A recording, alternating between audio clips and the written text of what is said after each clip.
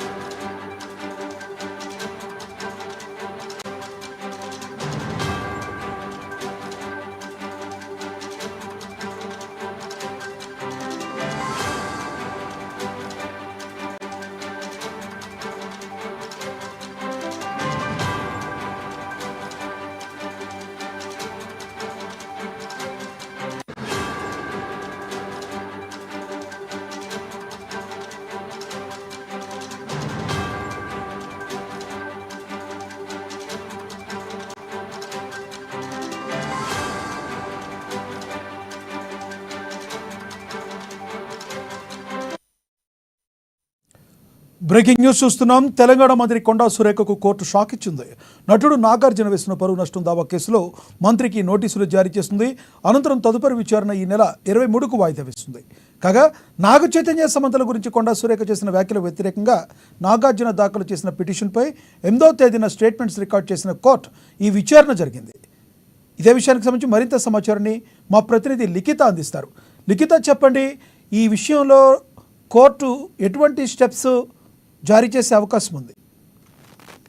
Right Lakshmikanth, ఈ విషయంలో మాత్రం కోర్టు కొంతవరకు ఇరుపక్షాల వాదన పూర్తి స్థాయిలో విన్న తర్వాత దానిపైన సమగ్రంగా విచారణ అయితే జరిపే అవకాశం ఉంది. ఆ విచారణ తర్వాత ఆ యొక్క వివరాలపైన పూర్తి స్థాయి, అంటే ఇప్పుడు ఏవైతే వ్యాఖ్యలు చేసిన ఈ యొక్క కొండ సురేఖ ఉందో, ఈ కొండ సురేఖకు సంబంధించి కూడా తాను ఆరోపించిన ఆరోపణలకు సంబంధించి కూడా ఆ వీడియోలో ఏవైతే రికార్డ్ అయినాయో, ఆమె ఏవైతే మాట్లాడిందో ఆ విషయాలపైన స్పందన, అంటే తను నిజంగా తన దగ్గర ప్రూఫ్స్ ఉండి మాట్లాడిందా, లేకపోతే ఆ విషయము ఆ సందర్భంలో మాట్లాడాల్సిన అవసరం, ఫోన్ ట్యాపింగ్ కేసు కావచ్చు, నాగ చైతన్య సమంత యొక్క విడాకులకు సంబంధించి కావచ్చు, ఈ యొక్క విషయాలపైన పూర్తి స్థాయిలో ఆవిడ వివరణ ఇవ్వాలి. ఎందుకోసం ఆవిడ అలా మాట్లాడింది ఏంటి, తన దగ్గర ఉన్న ప్రూఫ్స్ ఏంటి అనే విషయాలపైన కూడా ఆవిడ పూర్తి స్థాయి ఆధారాలతో నిరూపించాలి అని అంటూ కూడా కోర్టు ఇప్పటికే ఆదేశాలు జారీ చేయడం అయితే జరిగింది. అయితే దీనికి సంబంధించి ఇప్పటికే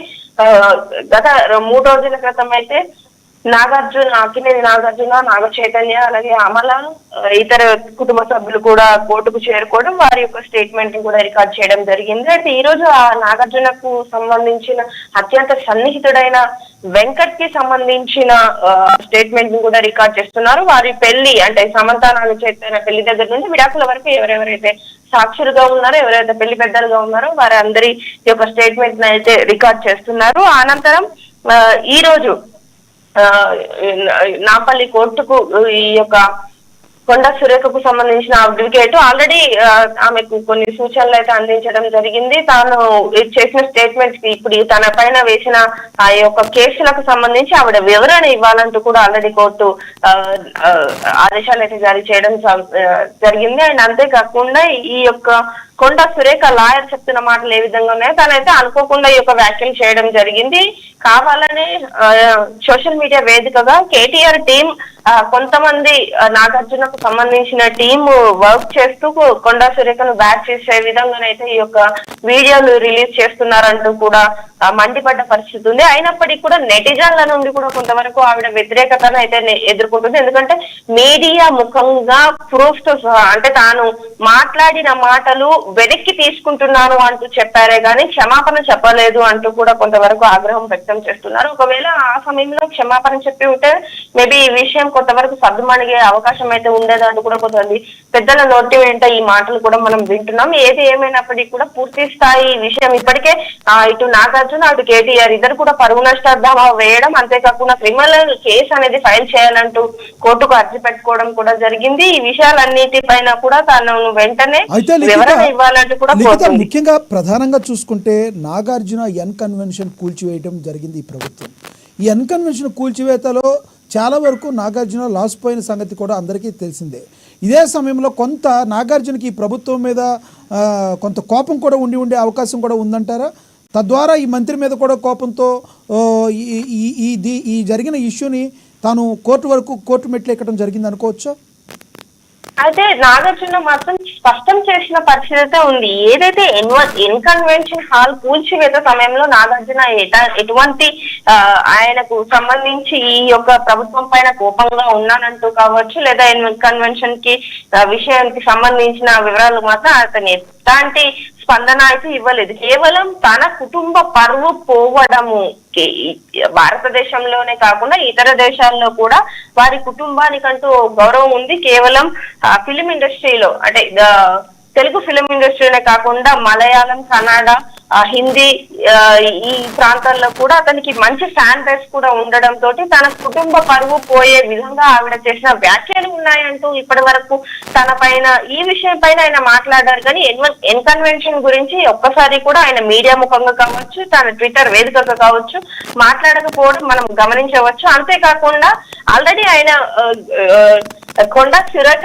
వ్యాఖ్యలను మేము వ్యతిరేకిస్తున్నామంటూ చెప్పారే కానీ ఈ విషయంలో ఈ ఎన్ కన్వెన్షన్ గురించి ఒకసారి కూడా మాట్లాడలేదు.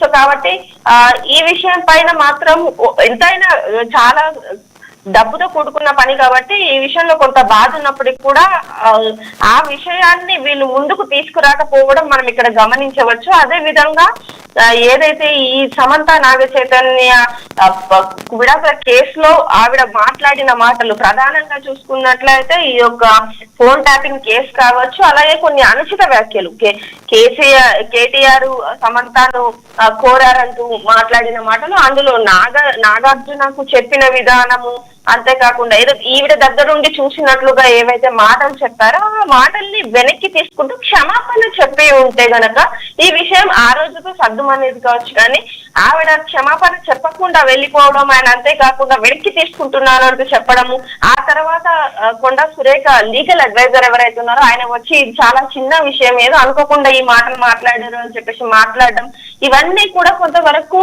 ఈ యొక్క ప్రభుత్వాన్ని దుమ్మెత్తి పోసే విధంగా ఈ వ్యాఖ్యలు అనేటివి కనిపిస్తున్న పరిస్థితి కనిపిస్తుంది. Lakshmikant, thank you Likhita.